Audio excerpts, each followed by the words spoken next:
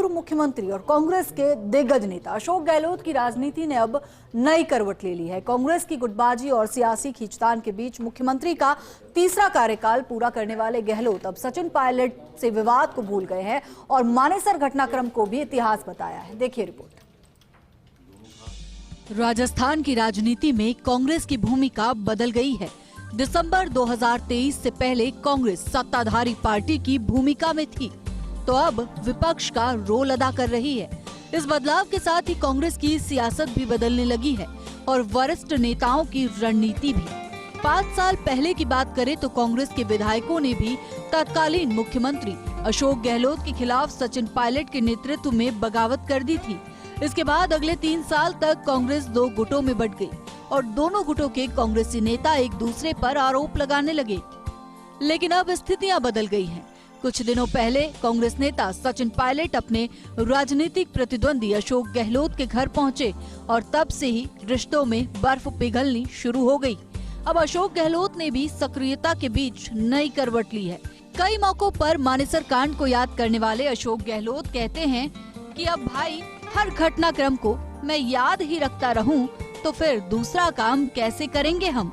हमें आगे भी तो काम करना है, तो पुरानी बातें भूलनी पड़ती है, सबको मिलकर आगे बढ़ना पड़ता है। मैंने एमएलए को कहा है, तुमने गलती कर दी, कोई बात नहीं, भूलो माफ करो।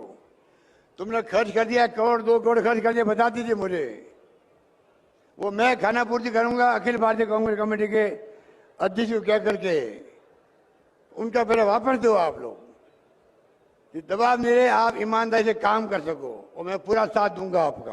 कोई दूरियां नहीं है, सब समाप्त हो चुकी है।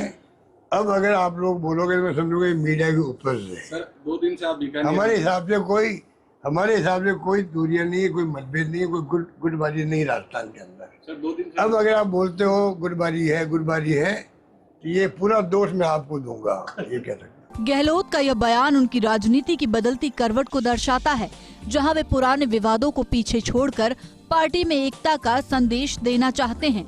गहलोत ने कहा कि कांग्रेस में अब कोई गुटबाजी नहीं है और सभी को मिलकर देश हित में काम करना चाहिए।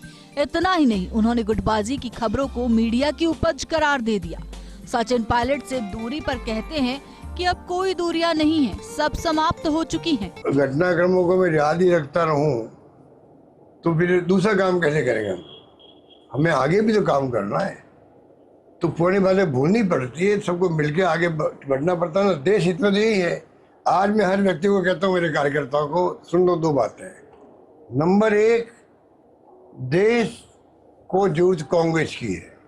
सवाल तो इस बारे में भी उठा कि गहलोत के समर्थक पायलट की फोटो पोस्टर में नहीं लगाते और पायलट के समर्थक गहलोत की तस्वीर से खुश नहीं होते। तो गहलोत ने कहा कि ये छोटी बातें मत करो, इतने पोस्टर जिंदगी भर लगे हैं, अब नहीं लगे तो क्या फर्क पड़ जाता है। कार्यकर्ता का मन है किसी का फोटो लगा दे, किसी का नहीं लगाए। बहरहाल गहलोत के नए बयान से राजनीतिक गलियारों में चर्चा है कि यह रणनीति राजस्थान में कांग्रेस को मजबूत करने की कोशिश का हिस्सा मानी जा रही है। उनकी सक्रियता से सियासी हलकों में चर्चा है कि गहलोत अब भी पार्टी की रीढ़ हैं। एक तरफ जहां अशोक गहलोत ने पुराने विवादों को दरकिनार करने की ठान ली है, वहीं प्रदेश में उनकी सक्रियता के भी चर्चे हैं। हालांकि अशोक गहलोत का कहना है कि जब वो NSUI में आए तब से ही लगातार सक्रिय रहे हैं और लोगों से मिलना, उनकी समस्याएं सुनना और उनकी मदद करना हमेशा से उनका कर्तव्य रहा है।